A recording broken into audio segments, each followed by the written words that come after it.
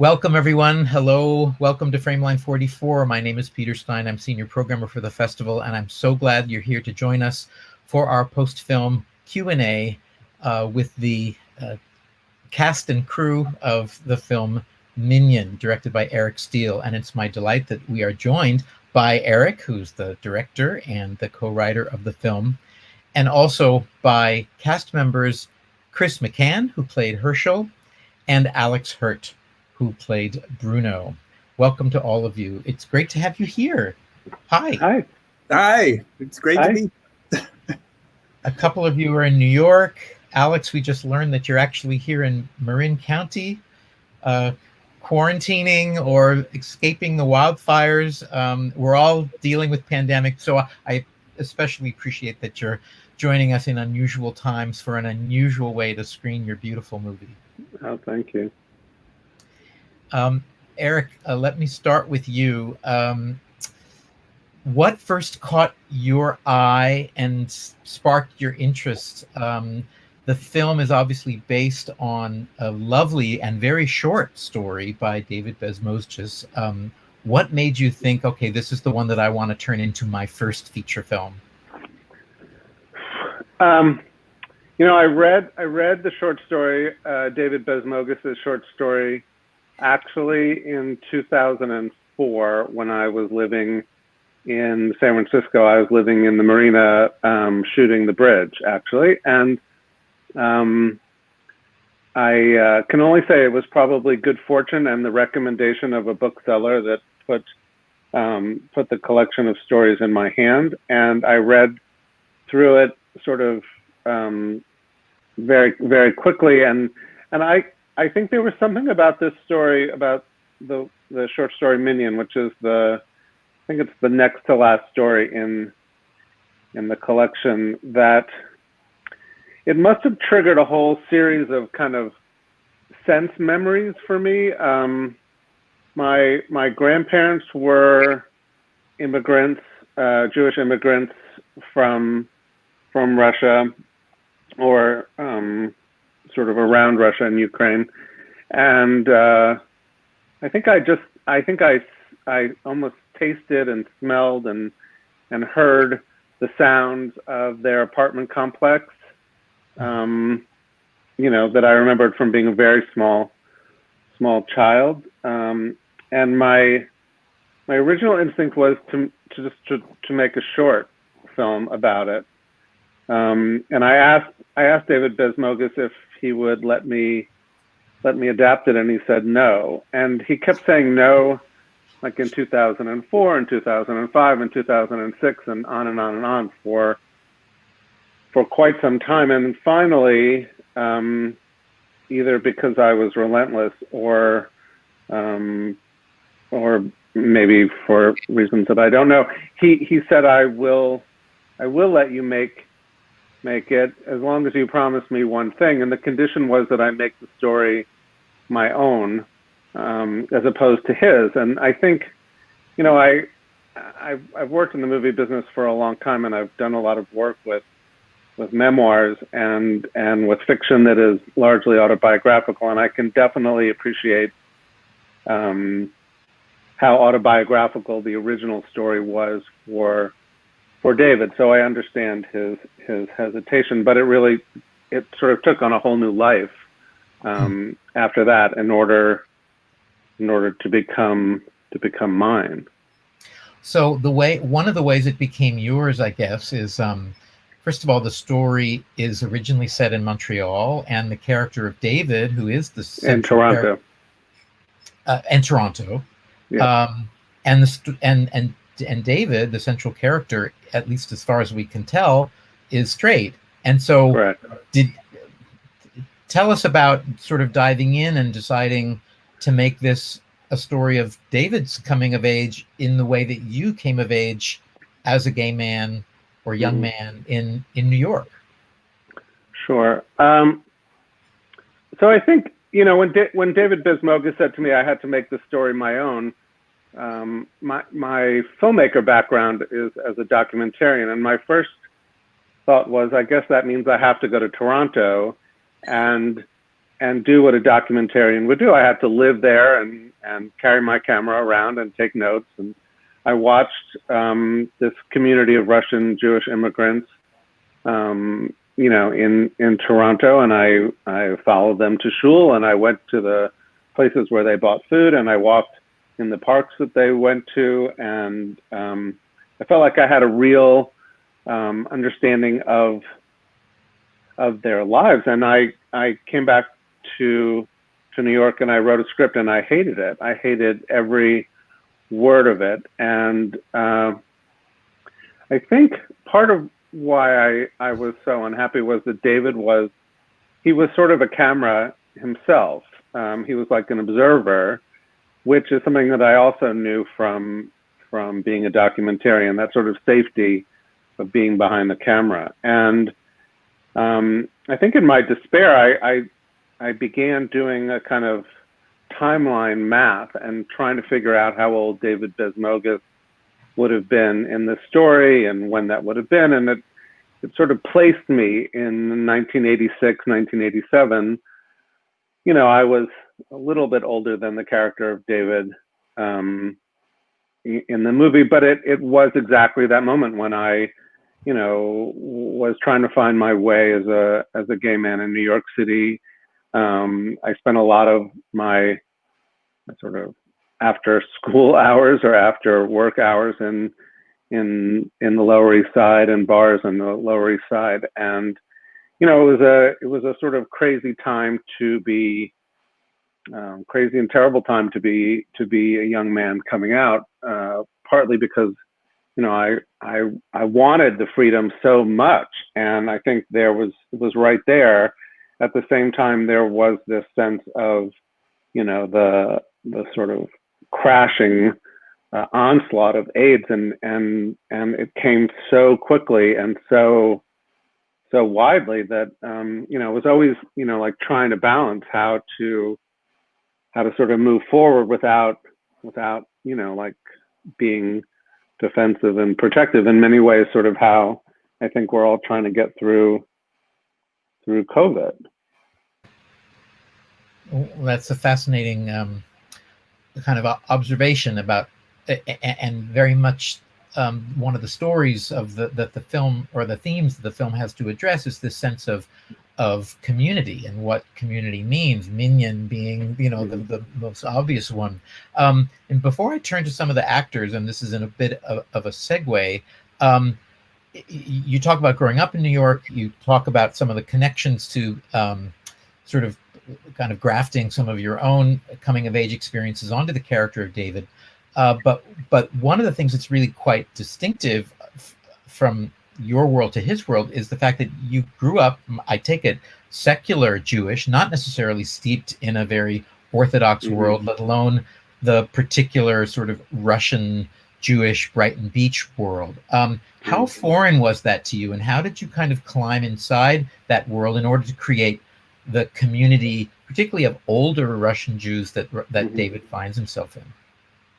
Yeah, I mean, I think in a way, part of the connection, strangely, is that I think David, even though he is Jewish, the Russian Jews had not been allowed to practice their religion at all in the Soviet Union, and so I think his upbringing is actually as secular in a way, or maybe even more than mine. It's only his grandfather who has held on to the sort of observation of orthodoxy that he would have had from before the war. And so when David arrives in Brighton Beach, it's kind of an odd, again, another set of tides coming together.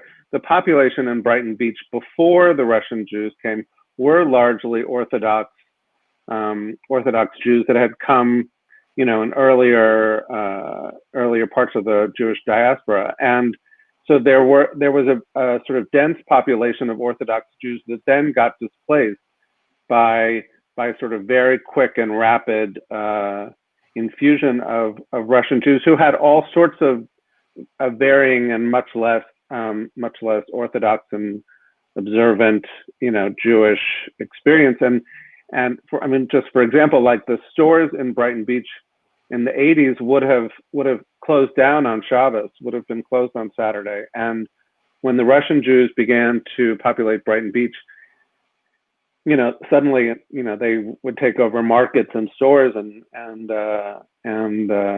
they would be open on Saturday.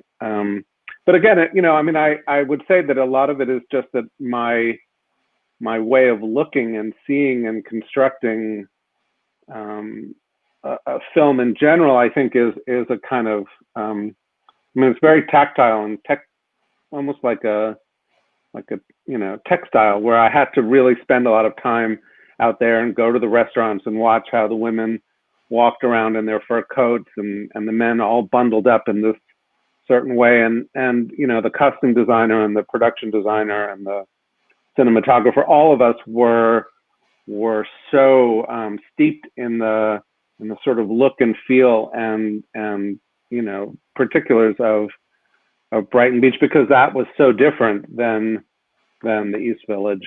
I think that's, Brighton Beach is also about as far away from Manhattan that you can be and still be in New York City. Maybe there's parts of the Bronx that are farther away, but like what I consider New York City, Manhattan, but clearly, there's so much more to what the city actually is than what you think it is. Right.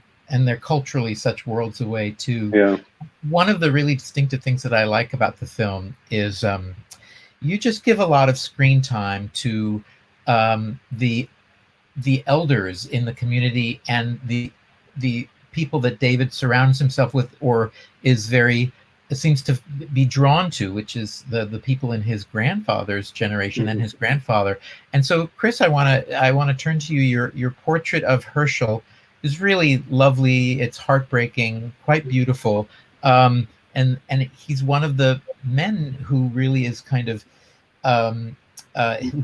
who's given a world to inhabit in the film that usually in our medium we usually don't get to hang out with older men, let alone in this case older gay men who, because of circumstance and the community that they find themselves in, have to be closeted or have to be private. Tell us a little bit about what you could understand about the world of Herschel, coming, I presume, from a pretty different background than your own. My background is very different. I'm an Irish Catholic kid from New York. But one of the lovely things that Eric did, and as you said, Peter, that the generosity of looking of giving space to an older community, but the generosity of seeing an observer.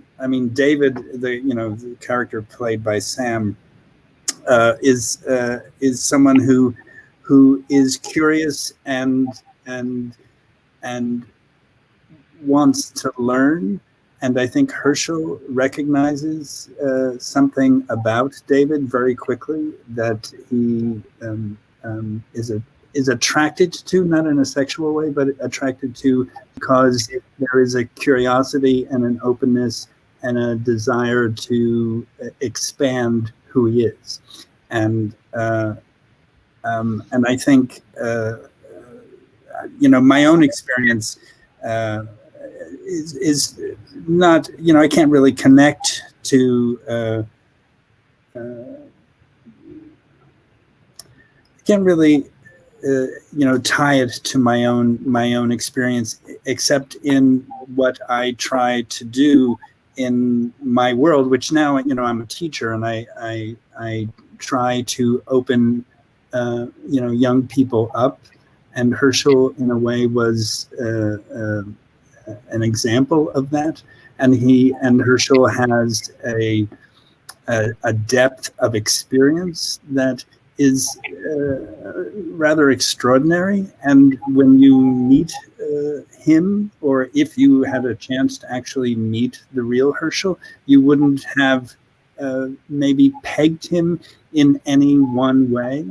You know, that there's, you know, I love that you can, I love when you meet someone and there is something about them, something that you might call hidden about them that makes you curious about them, but you don't really know what it is. And Herschel to me is was someone like that, who is generous with the people that he meets in the film, in that he allows them to see that. He offers that to them. Right. You know, and sorry, yeah. Not at all. Can I add one little thing to that? Because I think part of it is that I kind of imagined all of the characters in a way as librarians. Like they all had like a bookshelf that was theirs of both lived experience and sort of education, you know, like where they chose to dive in. And I think, you know, the people that David seems to connect to are people who are very attached to books. I mean, his grandfather is attached to the Torah. He is fascinated with this, you know, teacher who introduces him to James Baldwin. I think Herschel, you know, I think it was all, you know, like, you know, he was curious about what their life, Herschel and Itzhak's life, was like. But to me, the turning point was when he takes the Babel book off the shelf and the two men, you know, sort of read this thing in unison. It was like in that same way that I think for me, reading David Bismogis's book was a kind of like a vibration. And I think, you know, the bartender is holding really, to me, what was, or, you know, the seminal piece of, you know, in my own life of discovery of, you know, of the existence of a real gay culture. You know, he was holding Giovanni's Room. And I think, you know, David carries all of those books around with him everywhere he goes.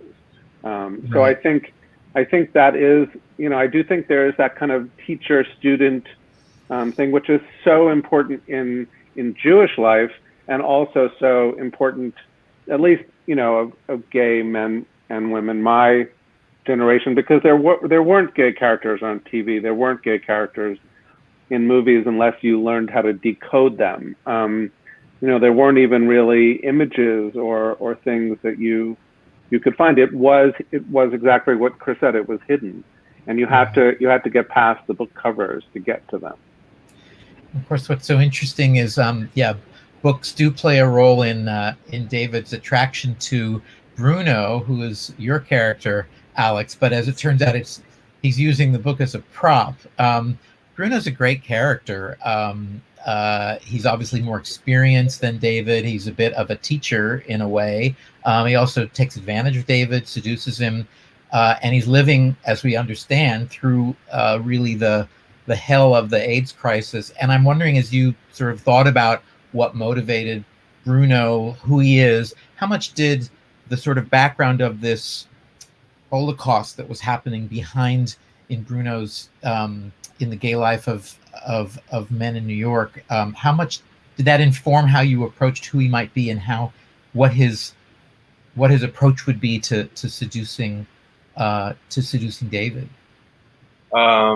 Well, there's a lot there. That's like not a single question. I'm sorry. You're right.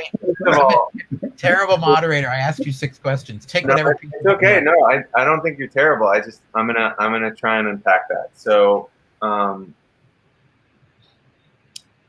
short answer is yes. And I had done a lot of research into that time period beforehand.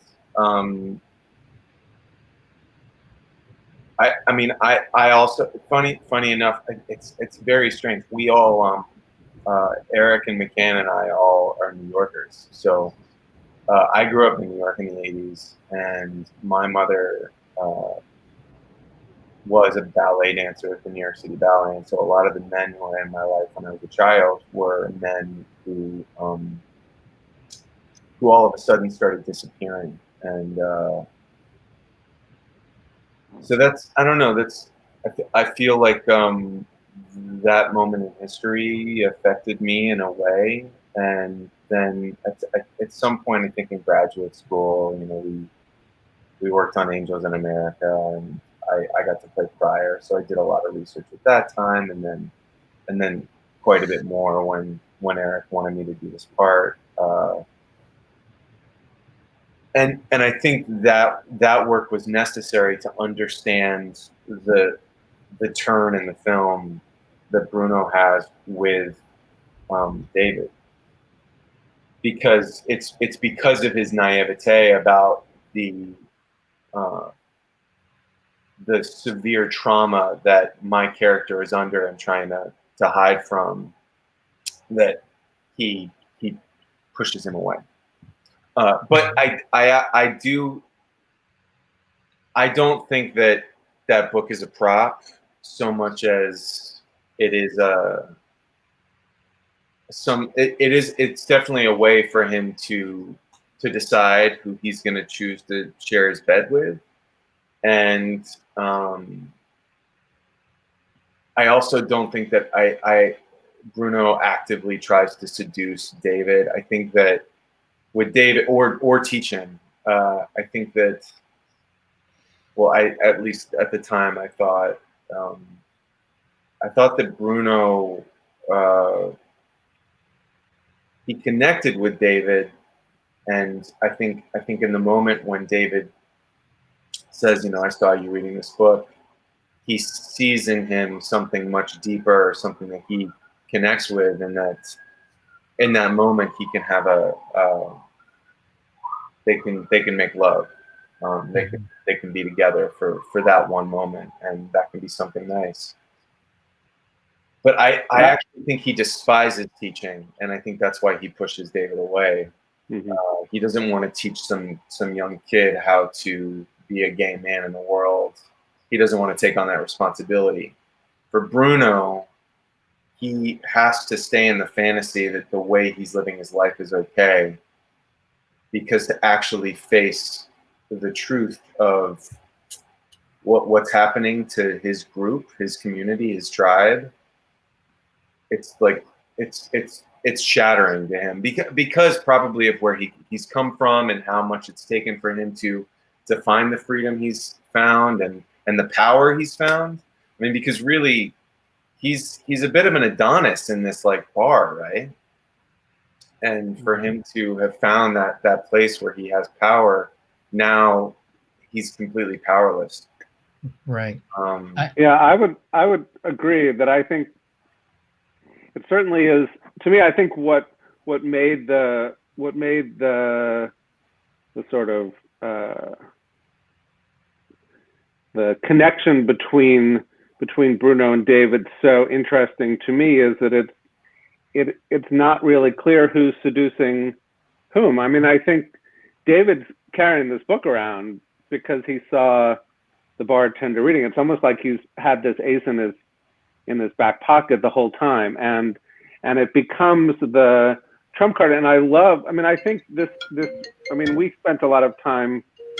I think a lot for the 2 days that we had a rehearsal. In that moment, though, I think we spoke a lot about the kind of interplay, the subtlety of like push and pull. It's like, are you? I mean, I think this is always. I mean, I've said this to Alex before. When Alex came in to do his audition, he did that. The whole exchange about the coffee and the milk and where things were in such a way. I mean, I know I wrote the script, but it never came alive to me until Alex did that thing. And it was such a beautiful sort of, it was an incredible dance, a kind of I can push you, but I'm also pushing you so that you push back. And I'm pulling so that you pull back. And I'm sort of confronting you so you have to sort of face this. And I think when we got on the set that day, it became even more, I mean, and all very, naturally. I mean, I think it sort of seemed to happen that way. The kind of the what was exposed, bodies and skin and flesh, and how you seduce someone, you know, like when you're sort of, you know, there's like a wall in between. I think it's I think that is the beauty of it, and I think I would challenge just the idea that Bruno takes advantage of David in a way. You know, he picks him up. He picks him up in the alleyway when he's drunk. He feeds him the best breakfast this kid has ever had in his entire life. I mean, he gives him bacon, and I think also in the end he says, "Look, go home," and I think the go home is both a kind of like, if you can find another place to be through this, you know, through this plague, I would go there, go back, and No, and so but I think the life of that you know, connection between them is in the complexity of, well, who really got the better of this situation, who learned more, who saw more, who discovered more, and you know, I mean, I would include all of the, I mean, I definitely think, you know, Bruno would be part of David's, you know, Minyan, his, you know, like someone who he can go back to. It's not like he said, you know, this is the end of our life. It just was, you need to go home now. And that was actually the best advice that he could ever give him. No, it's at that true. moment. May well have And said. I will say that I like really agree with Eric on this, and I said he wasn't a teacher, but I do think that he is a caregiver, and obviously takes care. And that was one of the biggest decisions we made, was that he would hand him that ice when he came into the bar and saw that bruise on his face. And Eric had very specifically written that moment as a moment where Bruno then takes this sort of he becomes part of its minion. He becomes Bruno now is invested in David's his care and his spirit, and that continuing on. And obviously there's attraction, but I do think the dance of that scene, I think one of the things that I loved about that was just that was who, to me, Bruno was. That, like, in finding himself, and in the moments, in the years leading up to that moment when he became comfortable in his own skin, probably for the first time, which was hard won. He had turned into a bit of a wolf, and I don't want to give too many secrets away, but I feel like when he's attracted to someone, he's not scared to challenge them. That's a part of the way he likes to play. And I also love that you thought that book was a prop completely, because one of the best things about this film is that none of the answers are given to you. There are no manipulations. We show you what we show you, and then you take from it what you will and make your own decisions. I also wanted to just phrase it in such a way that I knew you would rise to the defense of the character. Can I just add something about?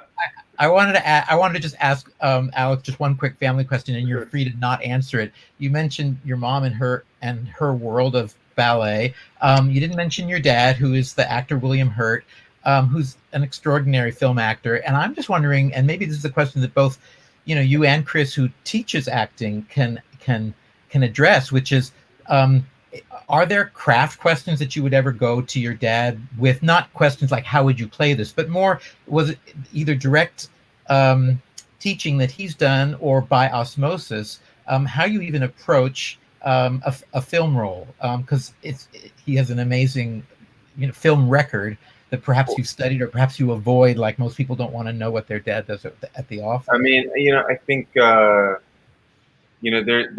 there's sort of two ways that people in the industry or in any industry that's like public, deal with questions like this. Like I know I have a friend who if anyone asks her about her dad, she's just like, I'm leaving, And then there are other people who try and pander and be polite. I'm just going to be honest. My father and I, we have our private relationship, and that's our relationship. And I think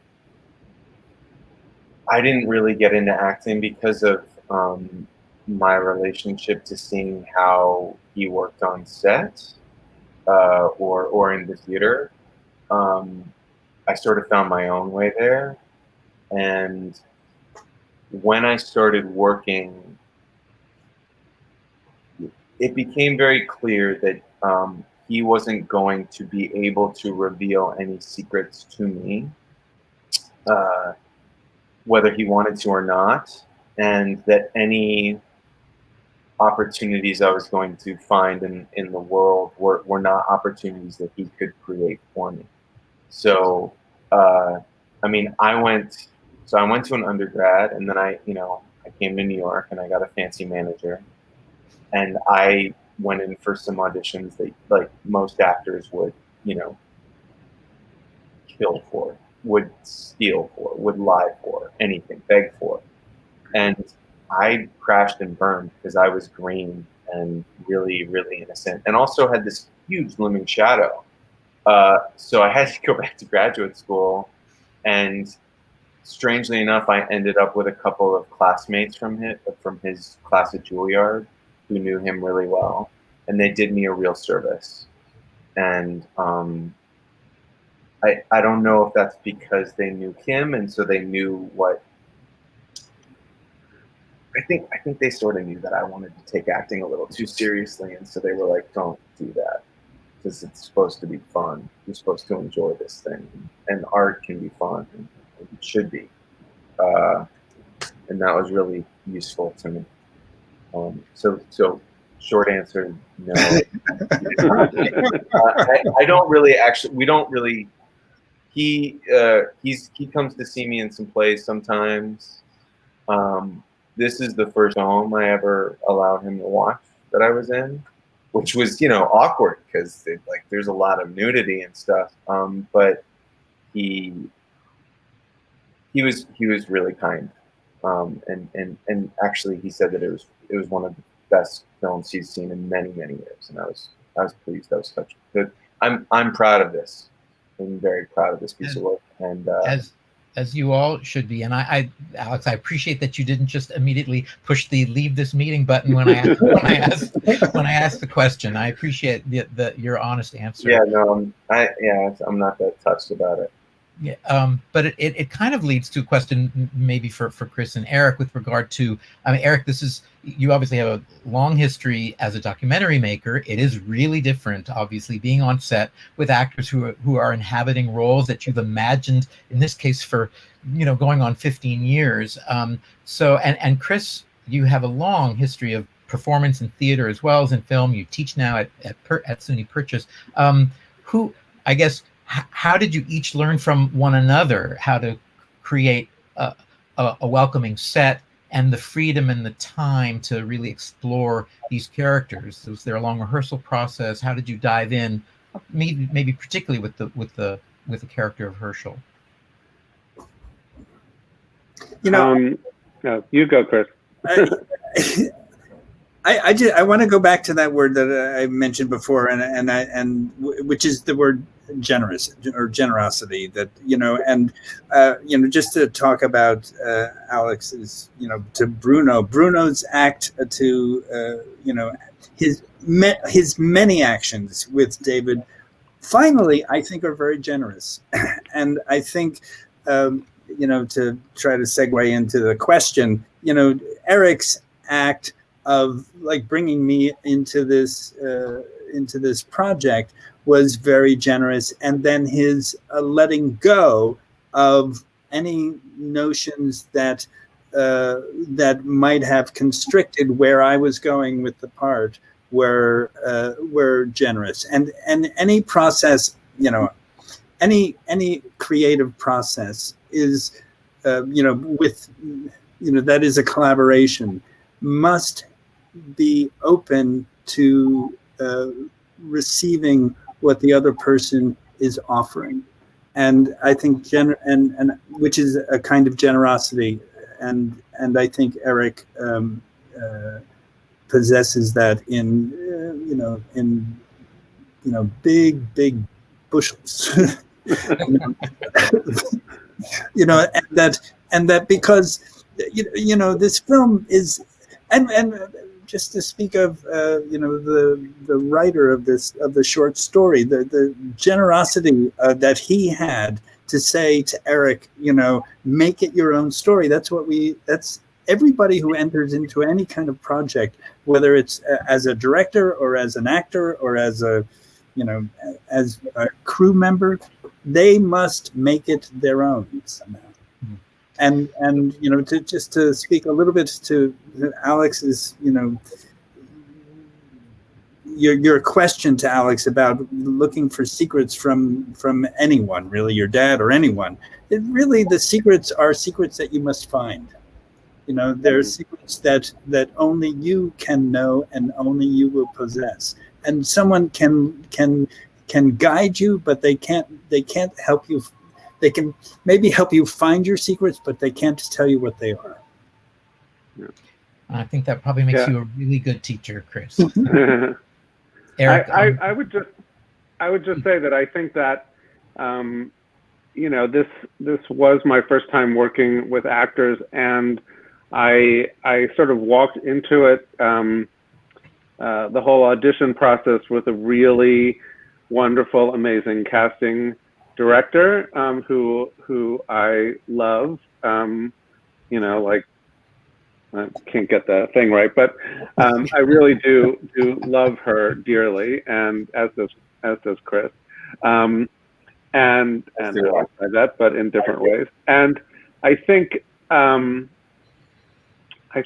of the things, again, it wasn't like Susan said, this is how you audition, this is what you look for, this is what to do. I think she put me in the room and let me find my way with actors, and let me discover the things that actors wanted me to see, wanted me to learn and discover. And surprisingly, I would use the sort of generosity and curiosity and words like that in terms of what I was sort of searching for, because I don't think I am the kind of director that, except for maybe one scene in an elevator where like eye lines had to move exactly at a certain moment, I really wasn't trying to tell anybody what they should do. I wanted them to bring their process and practice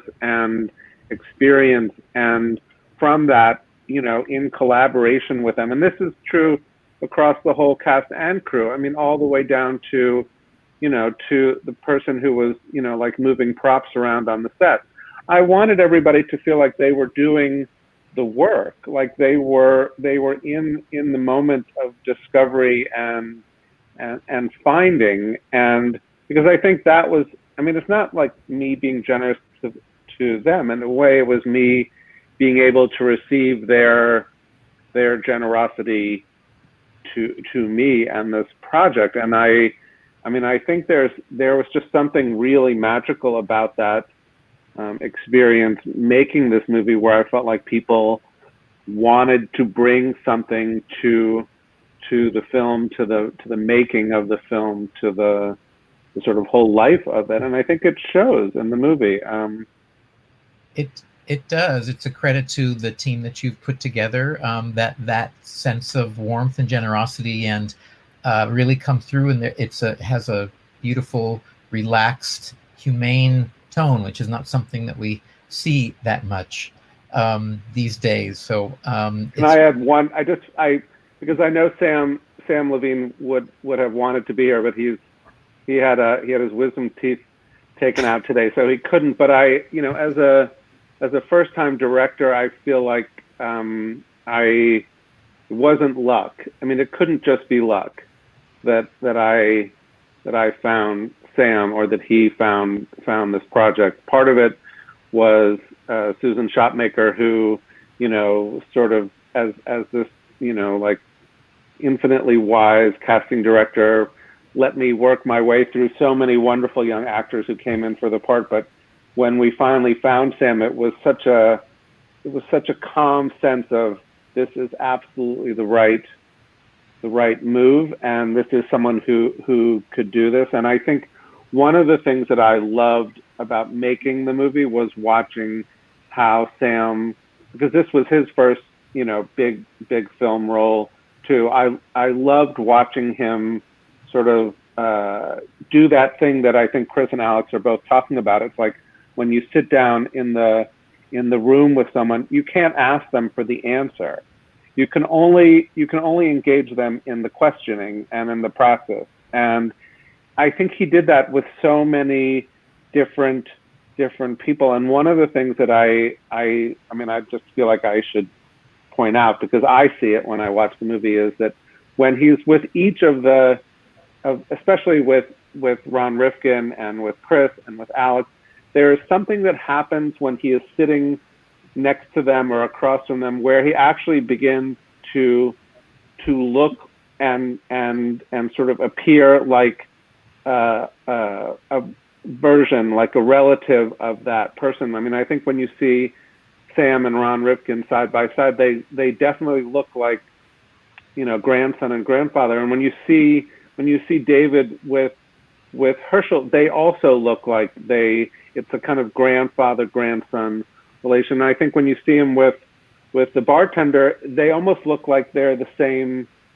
They could be the same person, but separated by just a certain number of years. And it's all a tribute, to both to the generosity of the actors who Sam was working with for sort of being that present with him and caring for him that way, and for the characters that they were playing, but also for Sam.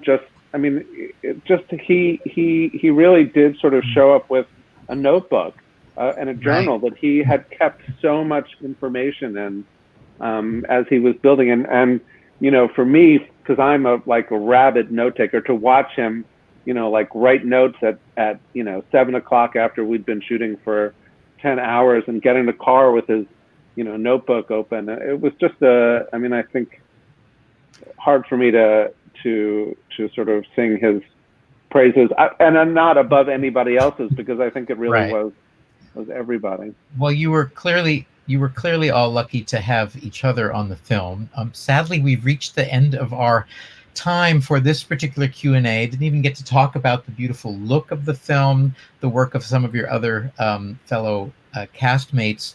But to all of you, mazel tov on a really wonderful journey that you've taken us to. Can't wait to see all of your next performances, works as a director, as a writer.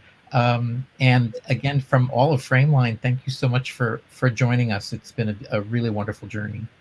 Thanks you so much. Next year, you have your screenings back live. I hope you invite us, just so that we can feel a part of how the community comes back together, because I think that it is part of the meaning of Minyan was about coming together. We need a Minyan of 1400 at the Castro Theater, I think. I am missing it terribly. Thanks to all of you.